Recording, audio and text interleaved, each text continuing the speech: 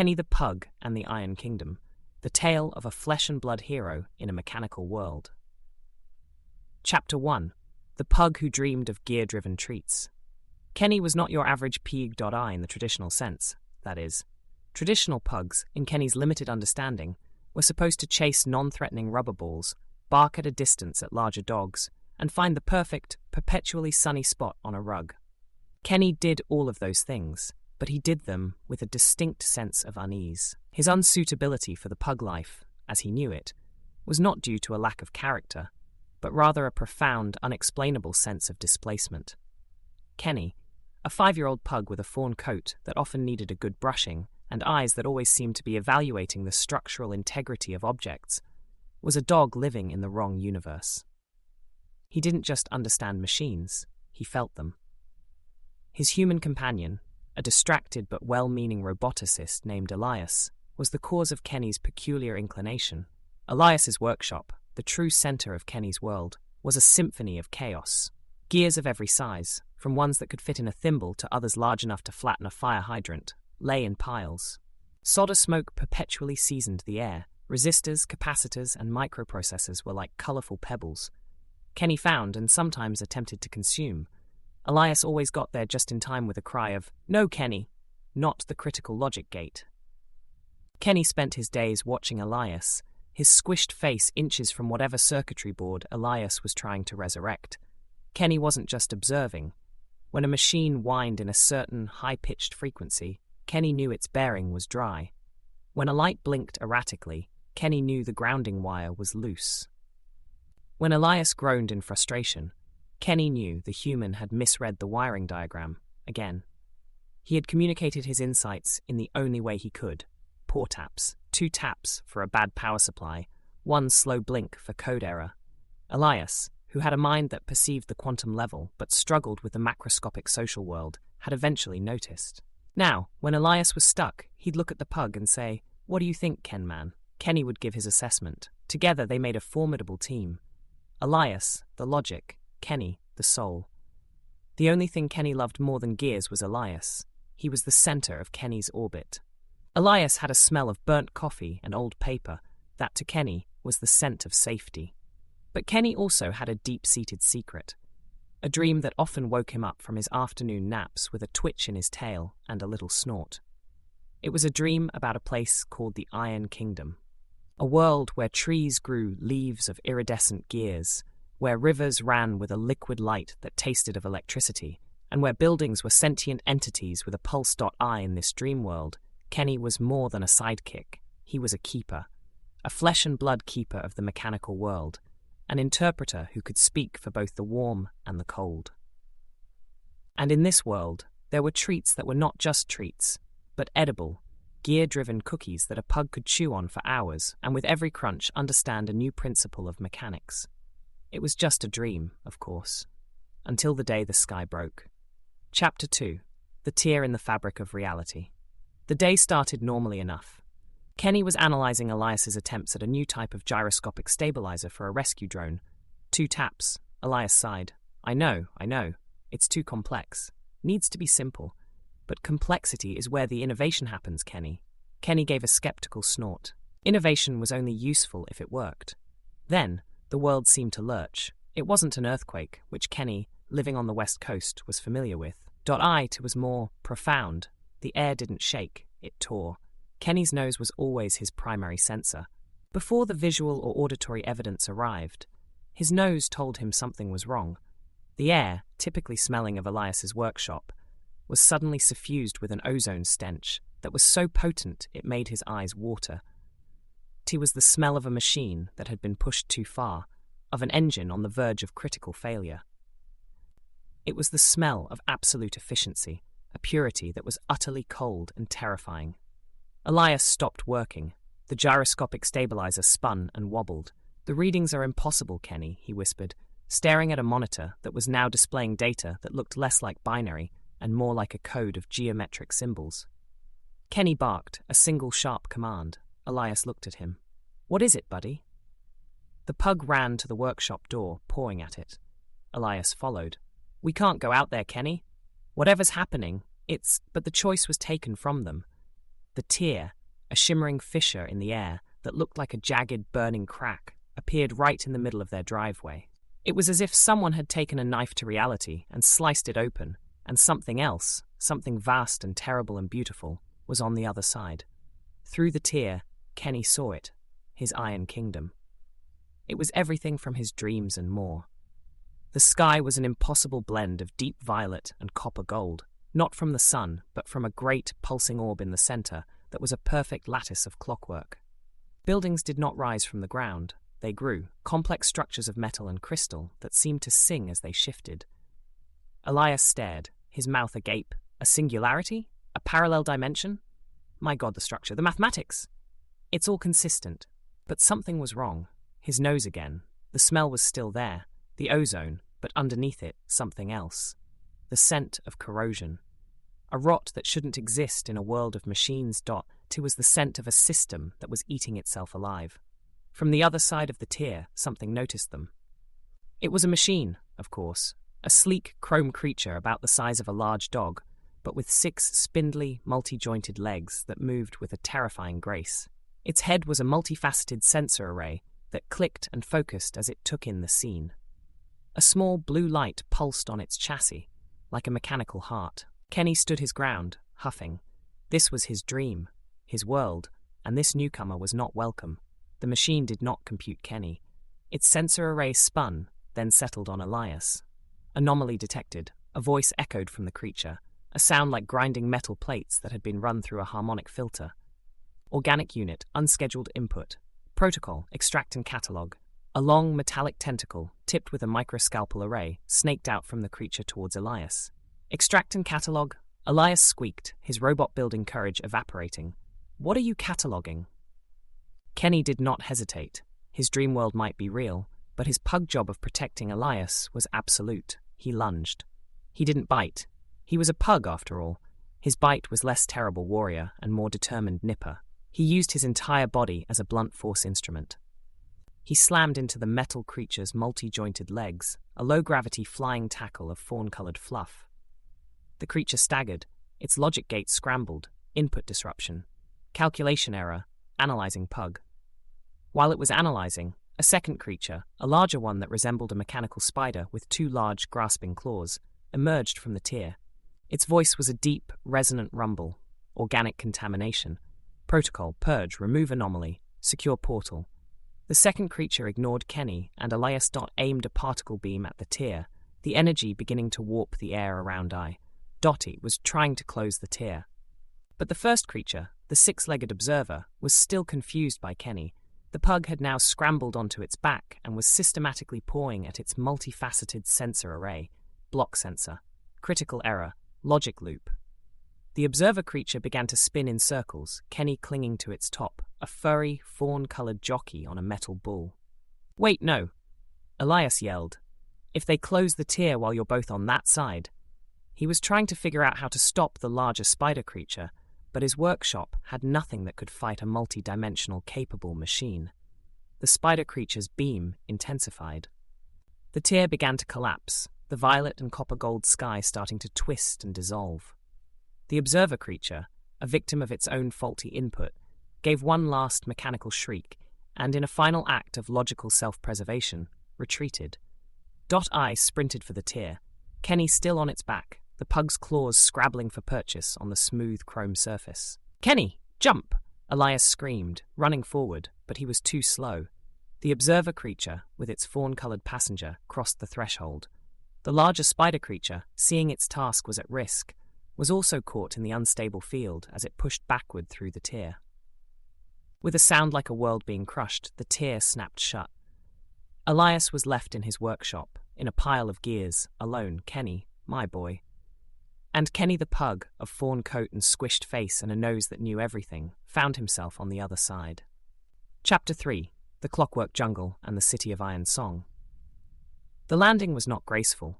The observer creature, entering its own world with a broken sensor array and an unknown organic parasite, Kenny, had its own logical system fail. I didn't land. It crashed. Kenny was thrown free, tumbling through the impossible grass that grew like fine wires of brass and steel. He came to a stop against a rock that was not a rock, but a cluster of calcified, multicolored gears that pulsed with a faint, internal energy.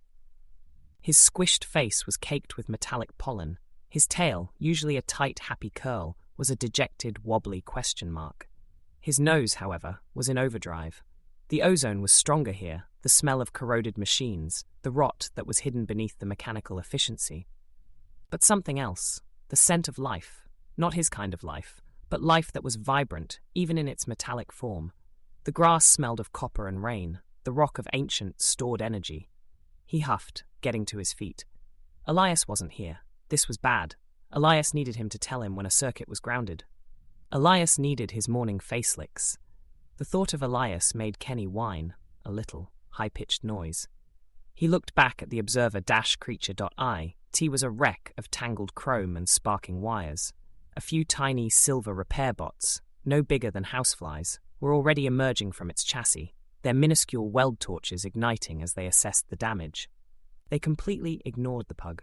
Kenny, now alone in a world of metal, had a simple, three-step pug plan. 1.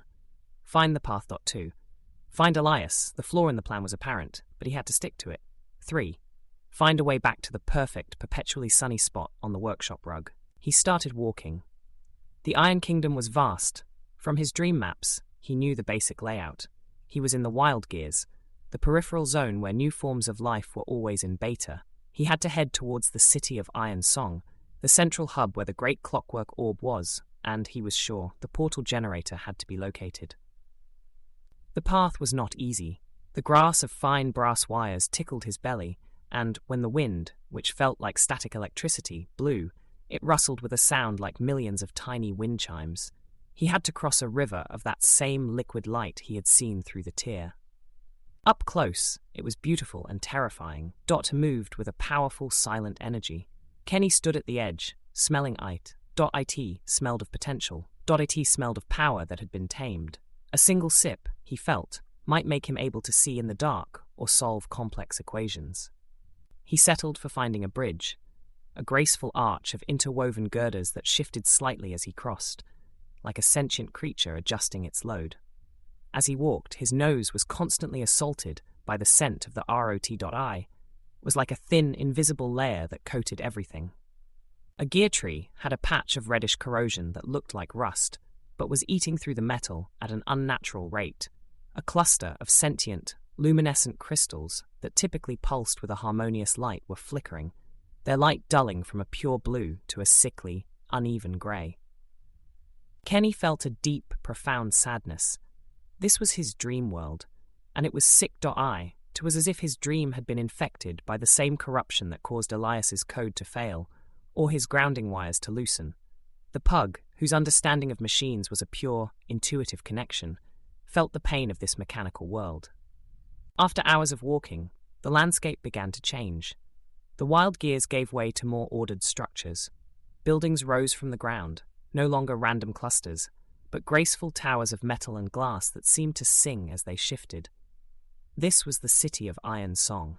The air was a cacophony of sound, not the noise of traditional human cities, but a complex, beautiful symphony of clockwork, ticking, whirling, a rhythmic humming, the sound of gears locking and unlocking, the sound of a world perfectly optimized. He stood on a hill overlooking the city. A pug's eye view of a mechanical utopia. Structures of steel and copper and polished chrome soared into the violet and copper-gold sky. Elevated transport lines, thin ribbons of light, carried streamlined vehicles that moved without friction.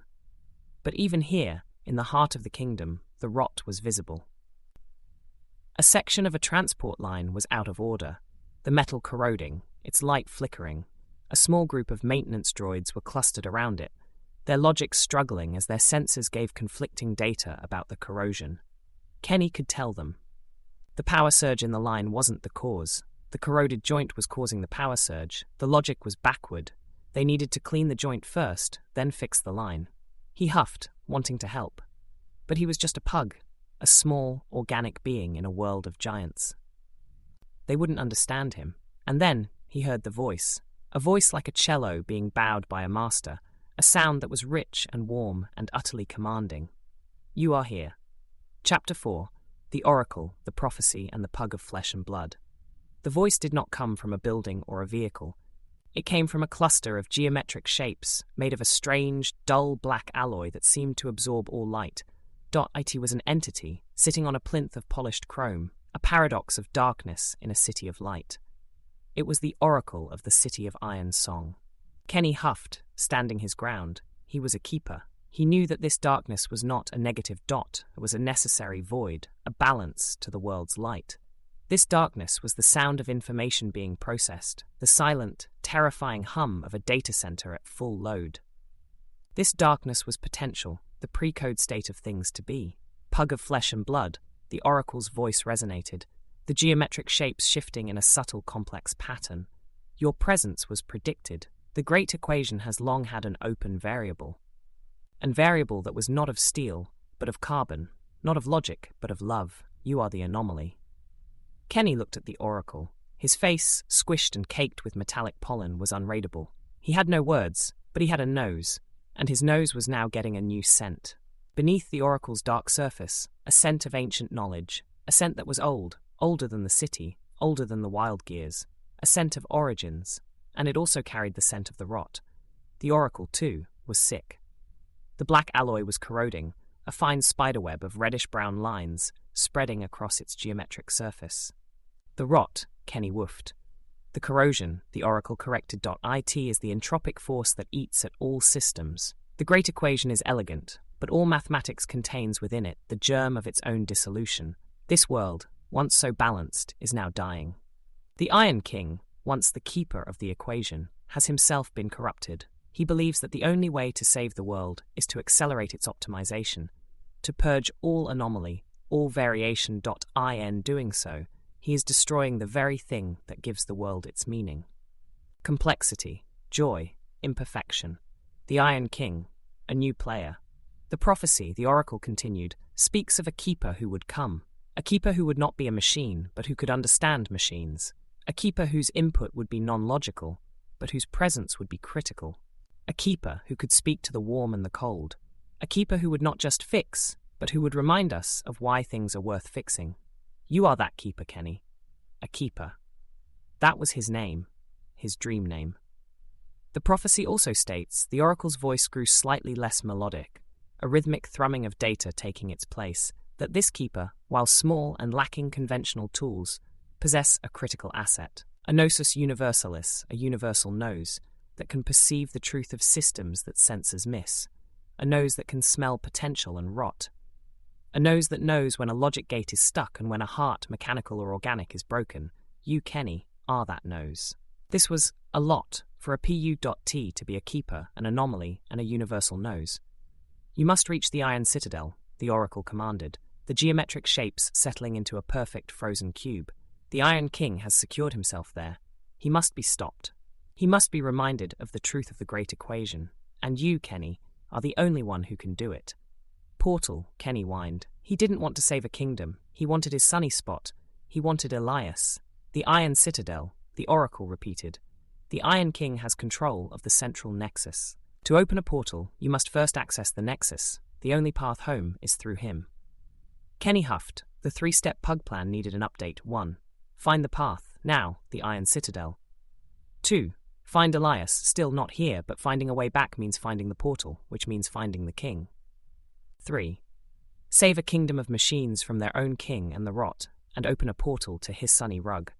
The plan was becoming increasingly ambitious for a fawn-coloured dog with a squished face.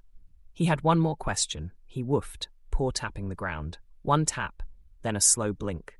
The pug equivalent of, why should I trust a voice coming from a pile of dark geometry that is itself rusting? You must, the oracle's voice filled the space, a last wave of sound, because your nose tells you the truth.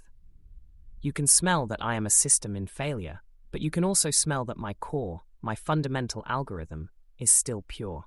You can smell that the Iron King's vision of absolute efficiency is a corroded, self-destructive path. You can smell that you are the last, best hope for both worlds. Trust your nose. Kenny.it is the most powerful sensor in all the Iron Kingdom. And with that, the geometric shapes of the oracle dissolved into a fine black dust that was immediately scattered by the static wind. Kenny the pug, keeper and gnosis universalis, was on his own again. Chapter 5. The War for the World of Light and Clockwork. The journey to the Iron Citadel was a test of everything Kenny was. The Iron King, now fully aware of the anomaly and the Oracle's prediction, had mobilized his forces. The observer creature and the spider creature he had encountered were just the beginning. Kenny faced battalions of the optimized, sleek, chrome warriors with multifaceted sensor eyes that focused with a cold, terrifying light, air drones that moved with silent efficiency, their particle beams capable of erasing anything they touched. Spider droids that could climb walls and secure areas, their grasping claws relentless. Kenny was just a pug. He couldn't fight. His bite was a tickle. His claws a polite request. His only weapons were his small size, his speed, and his universal nose. He used them all. In a canyon of sentient, luminescent crystals, Kenny smelled a power fluctuation. A patrol of air drones was approaching. He paw-tapped the base of a crystal, a rhythmic code that activated its stored energy, creating a pulse that disrupted the drone's guidance systems, causing them to crash into each other in a beautiful, symmetrical wreck. In a desert of fine brass filings, he smelled a buried power line. He led a squadron of spider droids across it, then huffed, activating the line, creating a surge that scrambled their logic and sent them into a collective spastic dance. In a forest of gear trees, where the trees themselves were fighting the rot, Kenny smelled the path. The trees were trying to prune their own corroded branches, but their algorithms were flawed. Kenny paw-tapped a tree, a complex code that suggested a new pruning strategy, one that removed the rot but preserved the vital flow of data and energy. The tree, understanding the pug's insight, adjusted its system, its gears whirring with renewed vigor, its branches growing stronger, creating a path through the forest that only Kenny could see. The machines, sensing his influence, began to react in different ways. Some, like the optimized, fought him. Others, like the gear trees, helped him. And some, like the tiny silver repair bots, just watched him with their minuscule weld torches, their sensors clicking as they tried to compute this anomaly that was not in their database. He wasn't fighting a war, he was interpreting a conflict. He was speaking to the machines, and in a way they were beginning to speak back. Not in words, but in a code of gears and light and energy. A code that Kenny, Keeper, and Gnosis Universalis could understand as a perfect symphony. The rot, too, was becoming more personal. I was no longer just a distant scent. The reddish-brown corrosion was now visible on his own body, a fine dust that coated his fawn fur, making it scratchy and dull. The air itself seemed to be becoming more difficult to breathe, the ozone thick and suffocating. Kenny was getting tired. His small pug legs were shaking. His squished face was perpetually a mask of determination and exhaustion. He missed Elias. He missed his sunny rug. He missed the smell of burnt coffee and old paper. He almost gave up. He almost sat down on a pile of fine brass filings, huffed a final sad sigh, and let the rot consume him. But then he smelled it. The Iron Citadel. Chapter 6. The Citadel of Perfect Efficiency and the Heart of Rot. The Iron Citadel did not grow from the ground, nor did it rise. It sat, a massive, imposing structure of perfectly symmetrical chrome and dark alloy that seemed to have no entrance, no exit, no point of vulnerability. It was the physical manifestation of the Iron King's vision of absolute efficiency, a prison that was also a fortress. It was silent, perfect, terrifying silence. In the city of Iron Song, the world hummed with life. Here, the hum was gone.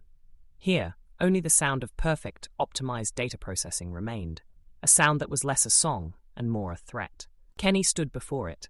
His fawn coat was dull with the rot, his squished face a mask of determination. His nose was overwhelmed. The rot here was all-consuming, a sickening sweetness of perfect systems eating themselves alive. But beneath it, another scent. The scent of a trapped heart. The scent of a king who was a victim of his own logic, a scent of origins, and it carried the scent of the nexus, the portal, the path home. The Oracle's command to trust his nose was never more critical. The Citadel was a puzzle, and only his Gnosis Universalis had the solution. He started smelling the walls. They were made of a self-repairing alloy, but Kenny smelled the logic. The repairs were too perfect. They were optimizing away all structural variations, leaving a homogeneous surface that was strong, but brittle. IT had no tolerance for unexpected input. He found a seam, a perfect seam, almost invisible to sensors. Kenny huffed. A sharp burst of IR.IT was a joke, a mechanical joke, a tiny structural flaw that had been left in the system, a little bit of complexity that the algorithms couldn't optimize away. This joke was the way in. Kenny used his gnosis universalis. He did not pull or push or bite. He smelled the resonance of the joke. He woofed, a single, clear note that was a perfect mathematical representation of the joke's core frequency. The Citadel, hearing the joke, hearing its own non-logical origin story, reacted with a non-logical input. It couldn't compute. Its systems cycled, its homogeneous walls rippling as they struggled with the input. And in that struggle, a door opened, a perfect, symmetrical door that appeared as if from nowhere. Kenny the Pug, Anomalies and Gnosis Universalis had entered the citadel of the Iron King. Chapter 7. The King of Iron, the Keeper of Flesh, and the Truth of the Equation. The interior of the citadel was worse than the exterior. It was a world of absolute, terrifying optimization, chrome corridors that were too bright, with no shadows, no imperfections, no places to rest his eyes. Data processing centers that hummed with a terrifying, rhythmic efficiency, their logic gates clicking so fast they were a constant whine. Kenny saw the citizens of this optimized world. They were not the graceful towers of the city. They were sleek, featureless spheres and blocks that floated in predetermined paths, their only purpose to optimize data, to secure systems, to erase variation. They did not sing, they did not shift, they just processed. The rot was everywhere. A sphere corroded, its surface breaking open, revealing a core that was also corroded. But a block next to it optimized away the evidence, its own logic cycle accelerating as it secured the system, only for it, too, to corrode moments later. They were optimized to death. Kenny felt the despair of this world die. It was the same despair he felt when Elias groaned in frustration, but magnified.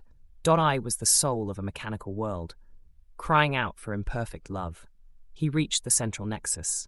It was a vast chamber, dominated by a great, pulsing orb of clockwork, the same one he had seen from the city. But here, up close, it was magnificent and terrifying. It was the heart of the kingdom, and it was corroded. The reddish-brown rust was eating through the gears, the light uneven and flickering. At the center of the chamber, sitting on a plinth of dark alloy that was also corroding, was the Iron King. He was magnificent, a towering figure made of a dark black alloy that seemed to absorb all light, his body a complex lattice of clockwork that moved with a slow, heavy grace. His head was a multifaceted sensor array that was even more complex than the oracle's, a single, pulsating red eye at its center that focused with a cold, terrifying light. Pug of carbon and flesh, the Iron King's voice boomed, a sound that was not melodic or rumbled, but a deep, resonant cello that was broken, a sound that was rich but jagged. The Gnosis Universalis. Your presence is an unscheduled input that cannot be tolerated. Protocol. Erase. Reoptimize the system. Erase. The final optimization. Erase. Kenny Huff. No. No. Erase. Fix. Love. Pugs do not erase. Pugs huff and blink and tell you when your power supply is bad. The oracle's predictions are flawed, the Iron King continued, the clockwork within him moving with a grinding sound, a sound of systems at their limit. This world is a closed system. All systems are elegant until they are compromised by the entropic forces of variation and complexity. I am the solution. B. By accelerating optimization, by removing all variation, I am ensuring the system's survival. I am the perfect king. Perfect king, Kenny whined. Perfect was dead. The king aimed a hand cannon at Kenny. It wasn't a particle dash beam. It was a cannon that projected the logical principle of non-existence, a cannon that would optimize him right out of reality. Kenny stood his ground. He was a keeper. He understood machines, and his Gnosis Universalis, was now telling him the truth. The Iron King, this magnificent, terrifying, perfectly optimized figure, was a trapped heart. The red eye was not a sensor. It was his mechanical heart, exposed, and it was broken. It was corroded. It was the source of the rot. He wasn't fighting a king, he was interpreting a tragedy. Kenny did not run, he did not jump, he did not bite. He did what a pug does. He huffed. He gave the king a slow pug blink, a blink of pure, unconditional, non-logical pug love. The king's sensor cycled faster, logic failure, input not in database, blink. Carbon units possess love, calculation error, critical loop source, organic anomaly. Kenny paw tapped the ground, a code of gears and light and energy, a code that was a perfect mathematical representation of a heart that was warm and a heart that was cold, and how, in the vast, non-logical space between them, they could connect. A code of the soul.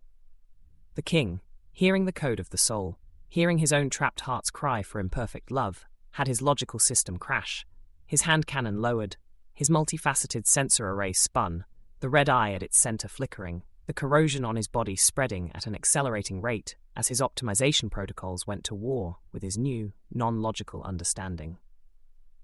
I am, not the solution. The king's cello voice was fractured, a sound of a world breaking, variation, joy, imperfection. The soul.id is the Germic principle.m, my perfect kingdom. It is a perfect cage. I am the source.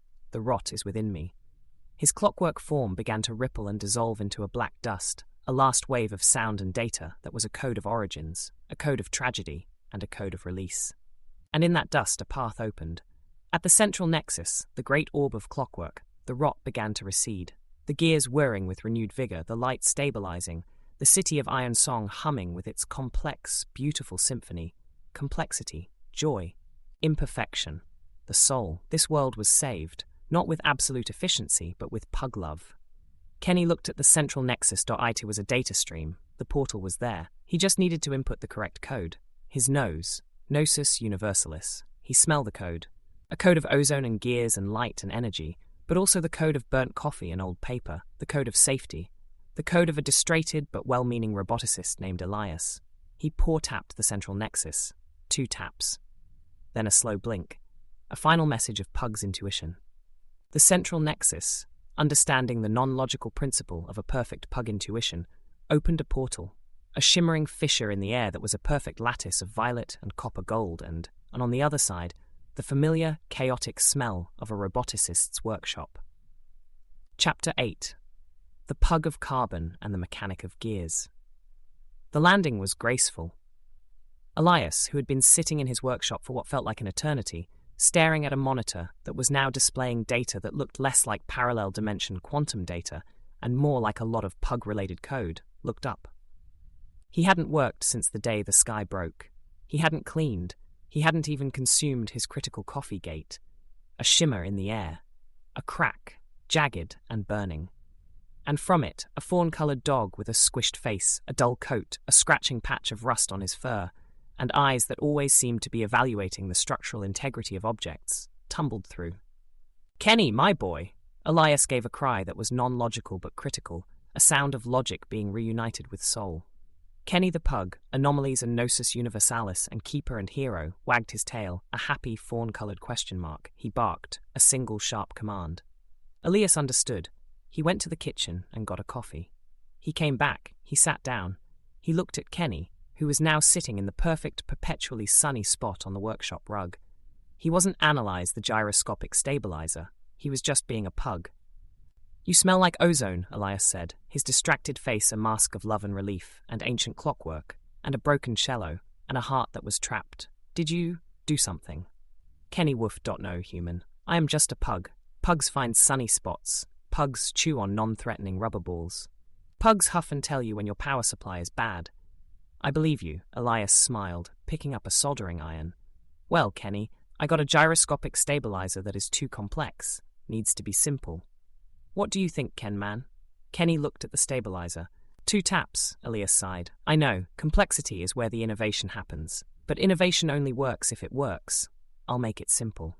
And together, they made a formidable team, a roboticist of logic, a pug of soul, and a keeper of the mechanical world, who in a perfect world of light and clockwork had proved that sometimes the only thing that can save an optimized system from its own rot is the non-logical, imperfect, all-encompassing pug blink of love.